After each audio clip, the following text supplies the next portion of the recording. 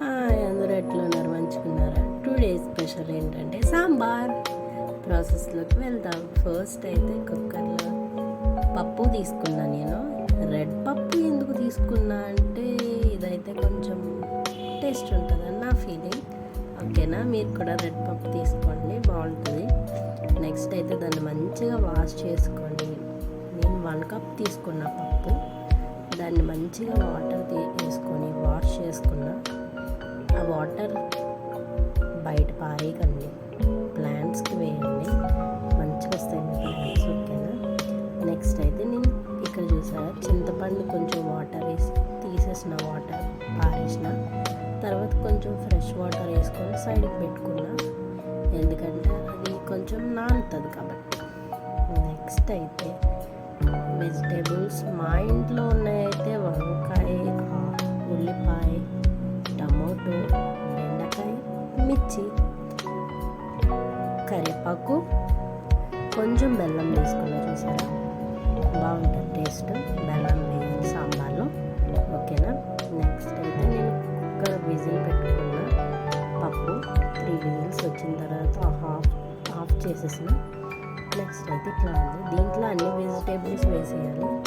ఉల్లిపాయ, పచ్చిమిర్చి, కరివేపాకు, టమోటో.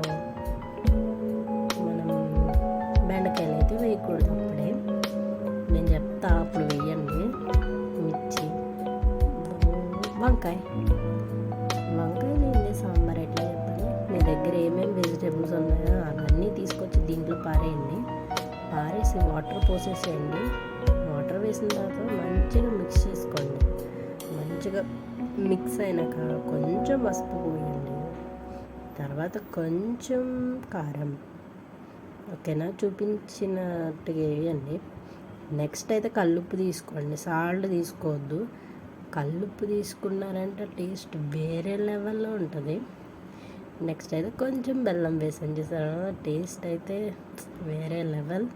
ట్రై చేయండి తప్పకుండా, బాగుంటుంది. నెక్స్ట్ అయితే దాన్ని మంచిగా మిక్స్ చేసేయండి. మిక్స్ చేసినాక బెండకాయలు అయితే వేయకండి, పక్కన పెట్టుకోండి. అట్లా ఈ చింతపండు అయితే మంచిగా మిక్స్ చేసుకొని దాంట్లో ఉన్న జ్యూస్ అంతా తీసి ఆ పొట్టంతా పారేయండి. ఓకేనా? నెక్స్ట్ అయితే అది కొంచెం మరిగినాక ఈ చింతపండు పులుపు ఉంది కదా, అదైతే వేసేసేయాలి సాంబార్లో. ఆ తర్వాత అది కొంచెం మరిగినాక లాస్ట్లో బెండకాయలు వేసుకోవాలి. బెండకాయలు స్టార్టింగ్గా వేస్తే ఏమవుతుంది, కీమా లాగా పప్పు అవుతుంది. ఓకేనా? బెండకాయలు అందుకే మనం లాస్ట్లో వేసుకోవాలి. నెక్స్ట్ అయితే మనం తాలింపు ప్రాసెస్లోకి వెళ్దాం. ఫస్ట్ అయితే బాండి పెట్టుకొని దాంట్లో కొంచెం ఆవాలు, మెంతులు, జీలకర్ర వేసుకోవాలి. వేసినాక అల్లం వెల్లిగడ్డ వేసుకొని మిర్చి వేసుకోవాలి, ఎండుమిర్చి. తర్వాత ఫ్రెష్ కరివేపాకు వేసుకోండి. ఆ కరివేపాకు ఏంటి బ్లాక్ కలర్లో ఉందనుకోకండి, అది కొంచెం ఫ్రెష్గా లేదు. నెక్స్ట్ అయితే మనం మంచిగా తాలింపు వేసేసుకోవాలి.